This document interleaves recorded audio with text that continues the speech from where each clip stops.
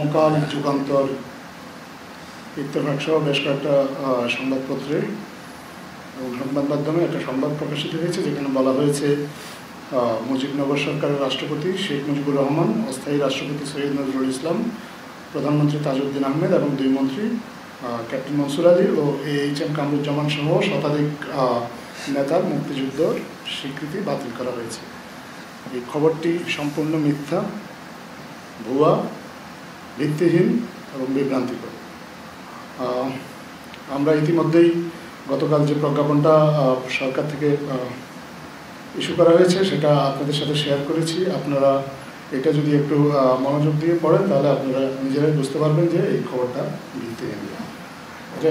এছাড়াও আমরা নিজেরা আমাদের মুক্তিযুদ্ধ বিষয়ক মন্ত্রণালয় আজকে একটা সংবাদ সম্মেলন করে এ বিষয়ে তাদের অবস্থানটা ব্যাখ্যা করেছেন। আমরা নিজেরাও মুক্তিযুদ্ধ বিষয়ক মন্ত্রণালয়ের দায়িত্বপ্রাপ্ত উপদেষ্টা ফারুকী আজম জনাব, ওনার সাথে কথা বলেছি। উনি আমাদেরকে জানিয়েছেন পরিষ্কারভাবে মুজিবনগর সরকারে যারা ছিলেন তারা মুক্তিযোদ্ধা, যারা সশস্ত্রভাবে মুক্তিযুদ্ধ করেছে, যারা পরিচালনা করেছে তারাও মুক্তিযোদ্ধা, তবে এই সরকারের কর্মকর্তা কর্মচারী তারা সহযোগী মুক্তিযোদ্ধা। তিনি জানান জাতীয় মুক্তিযোদ্ধা কাউন্সিল অধ্যাদেশ অনুযায়ী স্বাধীন বাংলা বেতার কেন্দ্র সহ কূটনীতিকরা সহযোগী মুক্তিযোদ্ধা।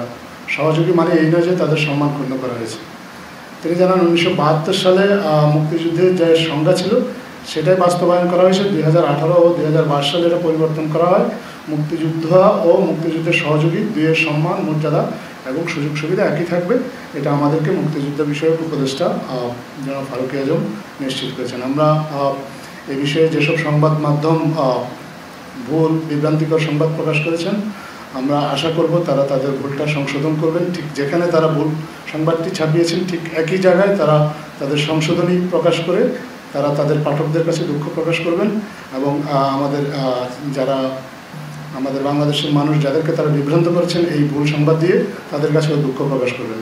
আর আমরা শুধু এটা নয়, আমরা আরও লক্ষ্য করেছি যে আরও অনেক আসলে ভুল সংবাদ আসে। আমরা নানা সময়ে আপনাদেরকে সঠিক তথ্য দিয়ে চেষ্টা করি এই ভুল সংবাদগুলো ধরিয়ে দিতে, কিন্তু আমরা আসলে বর্তমান অন্তর্বর্তীকালীন সরকার সংবাদ মাধ্যমের স্বাধীনতার ব্যাপারে খুবই উদার। আমরা সমালোচনাকে সবসময় ওয়েলকাম করি, কিন্তু আমরা আসলে কখনোই কাউকে এরকম কোনো লাইসেন্স দেওয়া হয়নি যে তিনি চাইলেই একটা ভুল সংবাদ প্রচার করবেন।